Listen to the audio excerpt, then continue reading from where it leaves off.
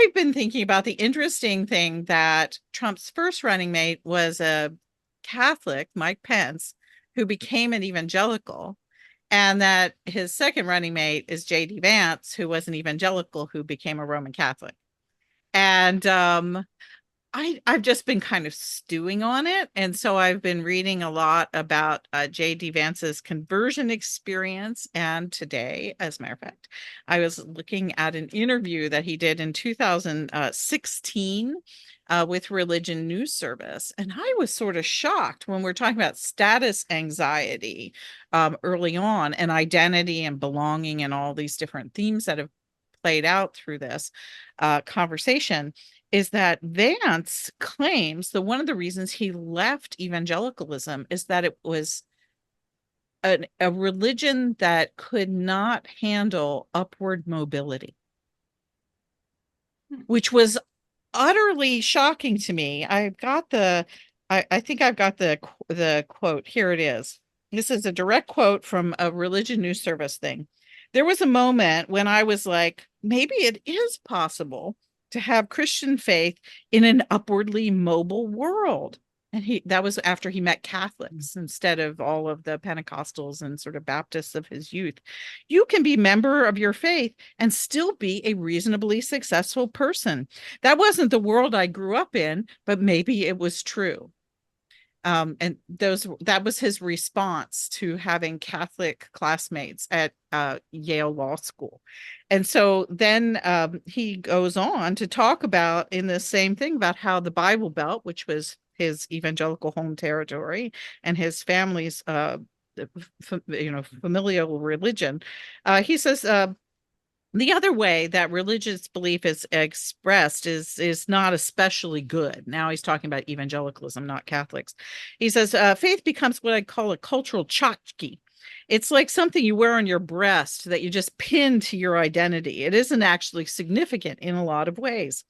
For a fair number of people in these areas, like West Virginia, where he grew up, Christian faith isn't motivating their behavior. It's just an identifier.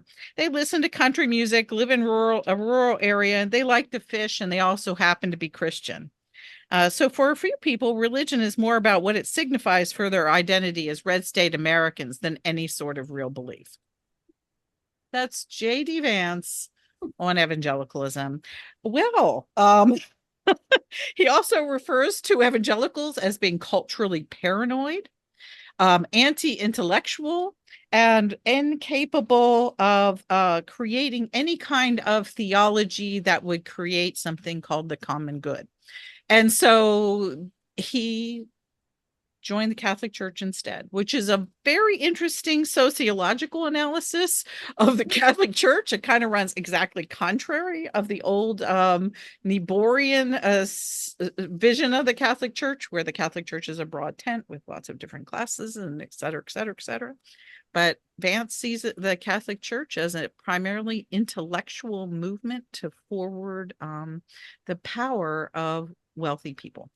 So. Wow, it just all of this is fascinating, Diana. Thanks for bringing that to our attention. And it just makes me think of how important race and region are when we're throwing around terms like Catholicism or evangelicalism, right? These are big tent faith groups. And then, if clearly J.D. Vance didn't grow up in the Saddleback Sam world of evangelicalism, because they would welcome prosperity and put you right on that path and reward you for it with authority and positions of power, right?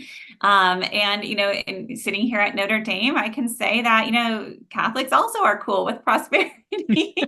And, right. So, kind of which corner of the tradition are you inhabiting, and which region are you, are you participating in? Like, what defines that? And I think that, get scratched beneath the surface and things get a lot more complicated and a lot more interesting. And this is clearly interesting. And I there were a couple of things that interested me in it. The whole issue of social status I thought was fascinating. It also reminds us of the complexity of Christian nationalisms, is that this is very clearly the Christian nationalism of theocratic Catholicism. And it has some divides in it as well. And it's hard to tell exactly where Vance is, but it does look like he's pretty influenced by integralism and certainly the kind of nationalism that Viktor Orban is Yes. promoting out in Hungary. But this is certainly worth watching, and it to me it's kind of fascinating that what Trump doesn't know anything about religion really. He picked two religious guys, and they both are sort of Catholic and sort of evangelical. But you know, I wouldn't put this fella in a room with Baptists. I mean, that seems like it would be a really bad idea. He actually insults the idea that salvation comes through a experience of giving one's life to Oh, Jesus. right. Yeah, well, of Yeah. course. Yeah.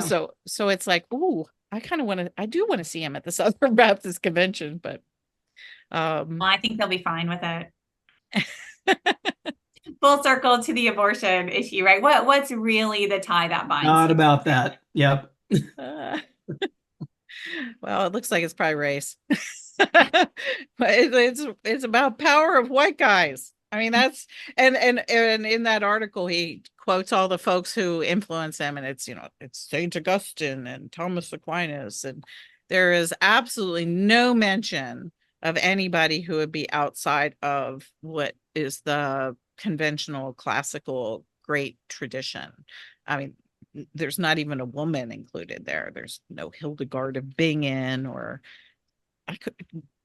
I'm sure he would mention the Virgin Mary under some circumstances as the appropriate image of motherhood. But she did only have one child, according to this version of Catholicism. So who knows what he actually thinks about her.